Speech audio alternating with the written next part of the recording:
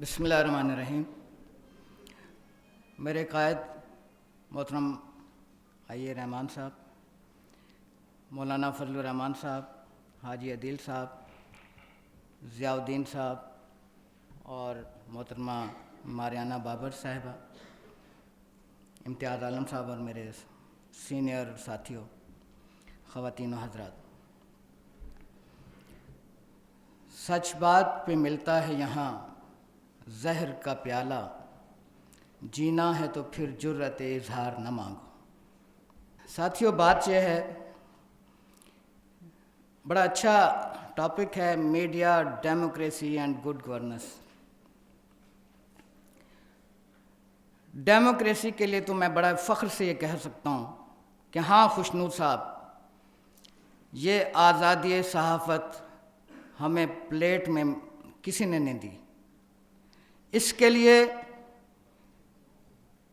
यकीनन Pakistan federal union journalist के कायदीन और कारकुनों ने कुर्बानी दी और कैदोबंद की सोबतें बर्दाश्त की, कोड़े खाए।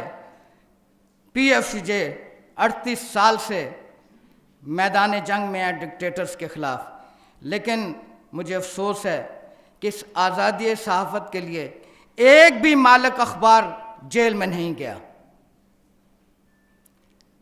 मैं फ़ख्र से कह सकता हूँ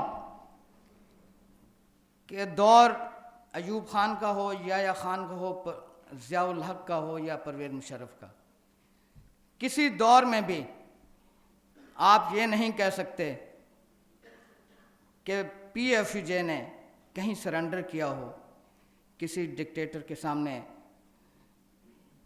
हाथ फैलाए हों। लेकिन मेरे दोस्त अगर यहाँ मौजूद होते तो मैं उन्हें बताता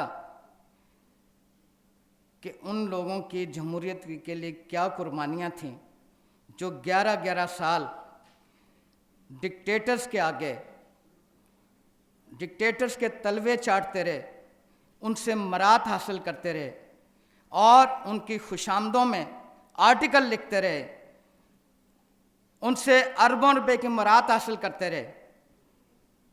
लेकिन आज जो हुकूमत पे तनकीद करते हैं, मेरा कोई हुकूमत से ताल्लुक़ नहीं, मेरा करैक्टर आपके सामने है, लेकिन जो आज हुकूमत के ख़िलाफ़ बात करते हैं वो TV पे मुलाज़मत भी करते हैं। यही दोगलापन जो है, यही वजह है कि यह आज मीडिया जो है वो आज़ाद नहीं है।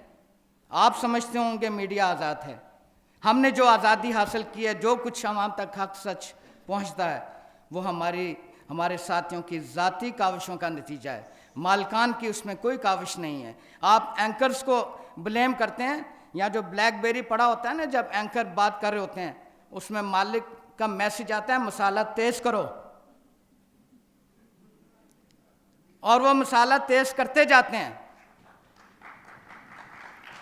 ये पॉलिसी हमारी नहीं होती जनाब, ये पीछे से दी जाती है पॉलिसी। और इनकी पॉलिसी तो ये है कि अपने खिलाफ एक खबर शाया नहीं करते, कोई खबर शाया नहीं करते। गुड गवर्नेंस की बात आप करते हैं, जिस मुल्क में सीनियर साफियों को एक मैसेज के ज़रिए और सिक्योरिटी गार्ड को ये मैसेज दे दिया जाए कि फ़लाँ सीनियर साफ़ी को सीढ़ियाँ नहीं चढ़ने देना, जिस मुल्क में एक इस्लामाबाद में एक साफ़ी हैं, इसके अलावा भी बहुत सी साफ़ी ख़वातीन हैं जिनके शौहर की डेथ हो जाती है और उनकी इद्दत की जो मुद्दत है, जो शरई हक़ है, उसकी तनख्वाह भी काट ली जाती है।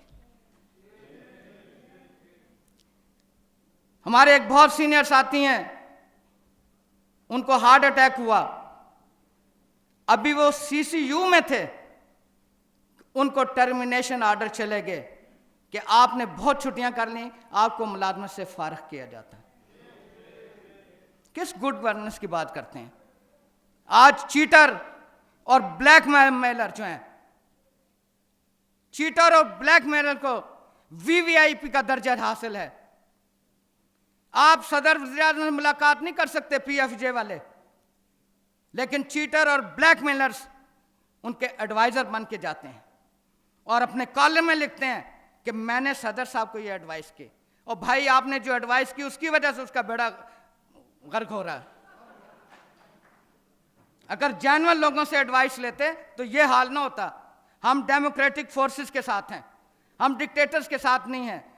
हम कभी नहीं चाहेंगे, आप तो चाहते हैं इस हुकूमत से जो कुछ ले लिया वो तो आप ले लिया, मजीद मिलने की तवक्को नहीं। आप किसी डिक्टेटर को बुला लो, उसकी 11 साल कासा लेसी करो और उसको प्रमोट करो 11 साल तक, खुशामद करो, उससे पैसे लो।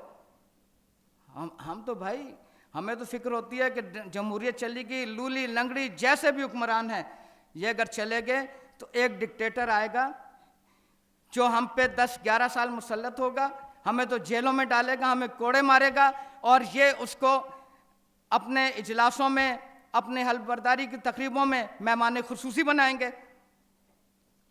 कोई, मैं वादे करना चाहता हूँ, 6-6 महीने तक ये तनख्वाह नहीं देते। और ये बड़े बड़े इदारे, ये जो कह गए हैं ना कि एक बैंक बना लेते हैं, ये तनख्वाह मांगने पे थप्पड़ भी मारते हैं। मैं बड़े दुख से बात कर, मैं इस तकरीब को ख़राब नहीं करना चाहता इम्तियाज़ साहब, लेकिन अब बात चलिए तो मुझे प्लीज़ 2 मिनट में मैं आपसे माजरत चाहूँगा।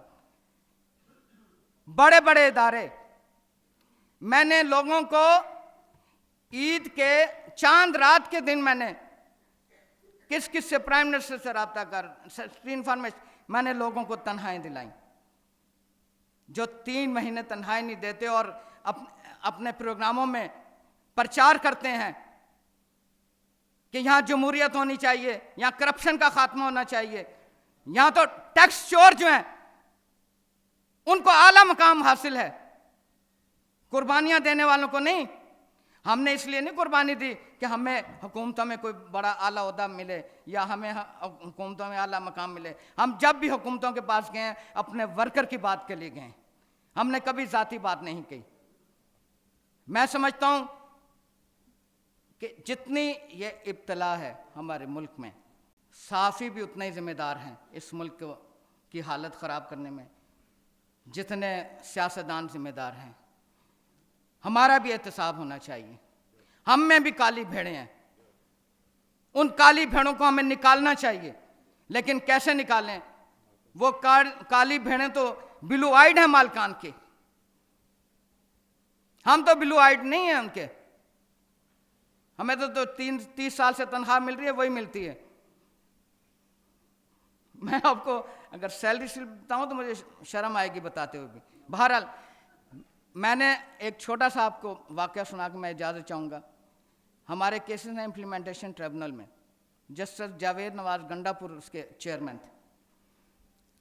मैं जब पेश हुआ तो एक इदारे का जो वकील था, मैं ह्यूमिलिएशन नहीं करना चाहता बहुत से लोगों की, लेकिन मैं चाहूँगा कि एक छोटा सा बात आप बता दूँ कि किस तरफ हम जा रहे हैं।